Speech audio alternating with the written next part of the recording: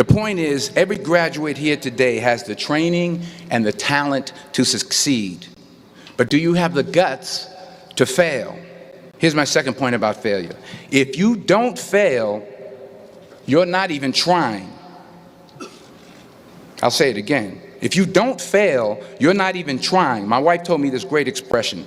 To get something you never had, you have to do something you never did. Les Brown's a motivational speaker. He made an analogy about this. He says, imagine you're on your deathbed, and standing around your deathbed are the ghosts representing your unfulfilled potential.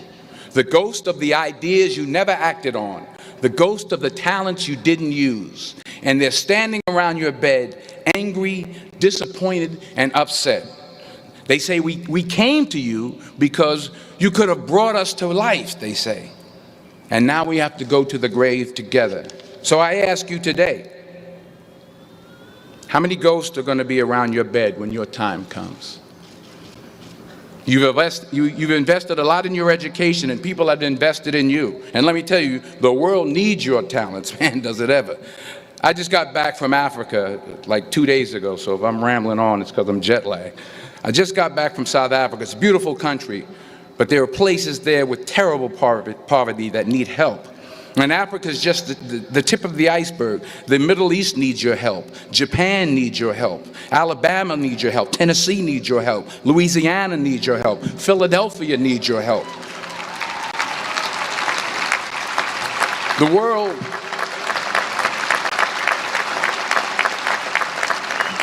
world needs a lot, and we need it from you.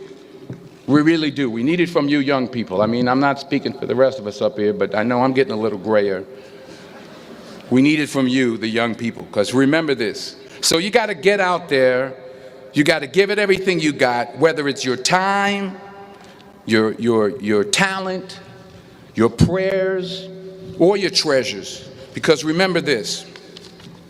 You will never see a U-Haul behind a hearse.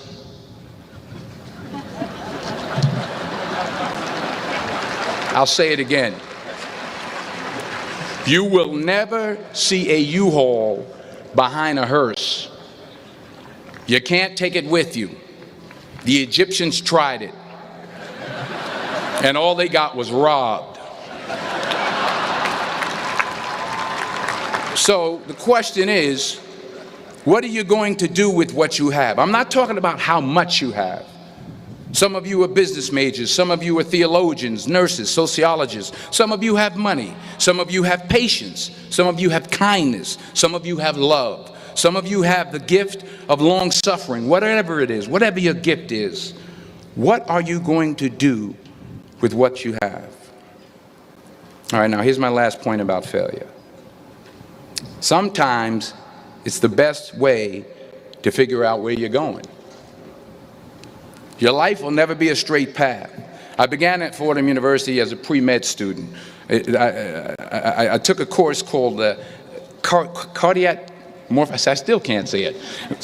Cardiac morphogenesis. I couldn't read it. I couldn't say it. I sure couldn't pass it. So then I decided to go into pre-law, then journalism. And with no academic focus, my grades took off in their own direction. Yeah, down. I was a 1.8 GPA one semester, and the university very politely suggested that it might be better to take some time off. I was 20 years old. I was at my lowest point. And then one day, and I remember the exact day, March 27th, 1975, I was helping my mother in her beauty shop. My mother owned a beauty shop up in Mount Vernon.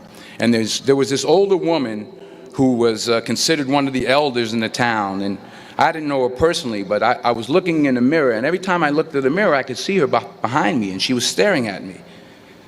She just kept looking at me. Every time I looked at her, she kept giving me these strange looks. So she finally took the dryer off her head and she said something I'll never forget.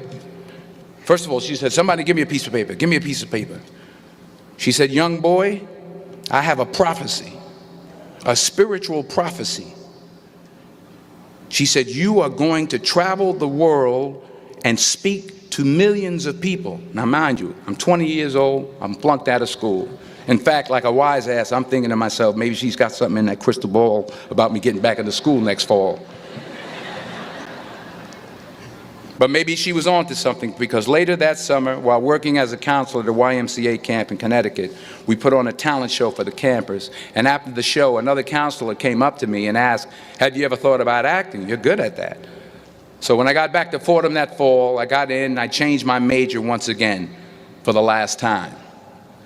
And in the years that followed, just as that woman prophesied, I have traveled the world and I have spoken to millions of people through my movies.